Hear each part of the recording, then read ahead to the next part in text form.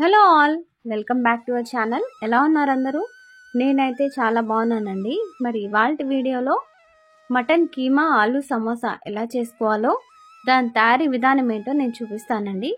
మంచి మంచి టిప్స్తో అయితే నేను చెప్తాను.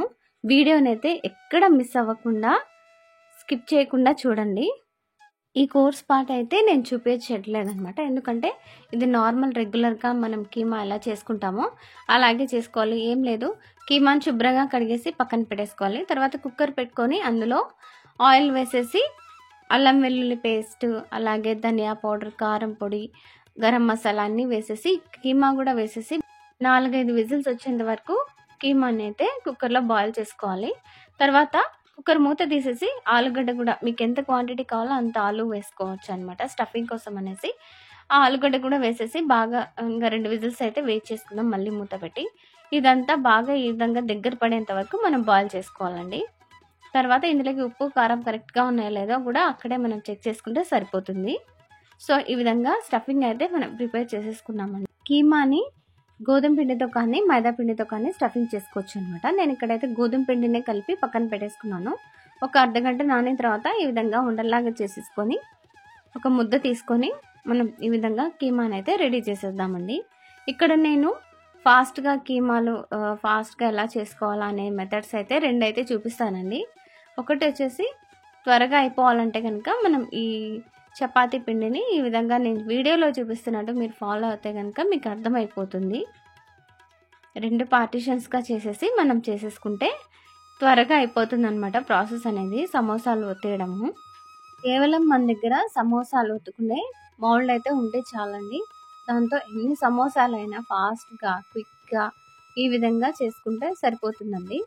ఈ విధంగా చపాతీ పిండిలాగా ఒత్తేసుకోవాలి. తర్వాత కత్తితో ఇలాగ 2 పార్టీషన్స్ అయితే చేసేసుకుందాము. చేసేసుకున్న తర్వాత మనం సమోసా మోల్డ్లో పెట్టేసి ఈ విధంగా స్టఫింగ్ మధ్యలో స్టఫింగ్ అయితే పెట్టేస్తున్నానండి. మనము చేసుకున్న స్టఫింగ్ అయితే చల్లారిపోయి ఉండాలి, ఎందుకంటే ఇది నేను డీప్ ఫ్రై చేస్తున్నాను కాబట్టి వేడిగా ఉంటే మొత్తం చిట్లేసి బయటకు వస్తుందన్నమాట. కాబట్టి మనం చేసుకున్న స్టఫింగ్ అయితే బాగా చల్లారనివ్వాలి. చల్లారిన తర్వాతే మనం సమోసాలు అయితే చేసుకోవాలి. ఇలాగా స్టఫింగ్ అయితే కొంచెమే పెట్టాలన్నమాట. ఎక్కువ పెడితే సమోసా అయితే పగిలిపోయే ఛాన్సెస్ ఉంటుంది కాబట్టి కొద్దిగానే పెట్టేసి సైడ్స్ కంతా మనం వాటర్ అప్లై చేస్తే ఆ సమోసా అనేది అతుక్కుపోతుందండి. ఇలాగా మొత్తం అంతా చేసేసుకున్న తర్వాత అన్నీ పక్కన పెట్టేసుకోవాలి. ఇంకో మెథడ్ అయితే చూపిస్తానండి. ఇది బిగినర్స్ కోసం అనమాట. ఈ మెథడ్ అయితే స్లోగా నెమ్మదిగా నిదానంగా చేసుకోవచ్చు. ఇలాగ చపాతీ పిండి లాగా ఒత్తేసుకున్న తర్వాత సమోసా మోల్డ్తో ఇలాగ ఒక చపాతీ పిండి మొత్తం పెట్టేసి చేసుకోవడమేనండి. ఇలాగా సమోసాలన్నీ ఒత్తేసుకొని స్టఫింగ్ పెట్టుకొని చేసుకుంటే చాలా ఫాస్ట్గా అయిపోతుంది అనమాట. తర్వాత కడాయి పెట్టేసుకొని ఆయిల్ హీట్ ఎక్కిన తర్వాత ఆ ఆయిల్లో మనం ఒత్తి పెట్టేసుకున్న సమోసాలను అయితే వేసేద్దాము.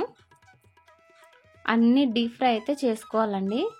జాగ్రత్తగా మనం చేసుకోవాలి, ఎందుకంటే ఒక్కటి పగిలిపోయినా కూడా మొత్తం ఆయిల్ అంతా పాడైపోతుంది. కాబట్టి జాగ్రత్తగా ఇలాగ సైడ్స్ అన్నీ ఒత్తేసుకొని పక్కన పెట్టేసుకొని చేసుకోవాలండి.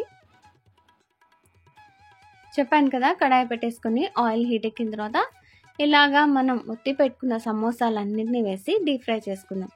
2 వైపులా చక్కగా కాల్ చేసుకుంటే సరిపోతుందండి. ఎంతో రుచికరమైన మటన్ కీమా ఆలు సమోసా అయితే రెడీ అనమాట. చాలా ఈజీ అండి, చాలా సింపుల్ కూడా. కొత్తగా ఎవరైతే వంట నేర్చుకుంటున్నారో వాళ్ళైతే ఈజీగా చేసేసుకోవచ్చు అనమాట. సో ఈ వీడియో మీకు నచ్చిందని అనుకుంటున్నాను. నచ్చితే మీ ఫ్రెండ్స్ అండ్ ఫ్యామిలీకి షేర్ చేయండి. అలాగే మీ అమూల్యమైన అభిప్రాయాలను కూడా నాకు కమెంట్ రూపంలో తెలియజేయడం అస్సలు మర్చిపోవద్దు. మళ్ళీ ఇంకో మంచి వీడియోతో మీ ముందుంటానండి. అంతవరకు ఉంటాను. Take care, bye.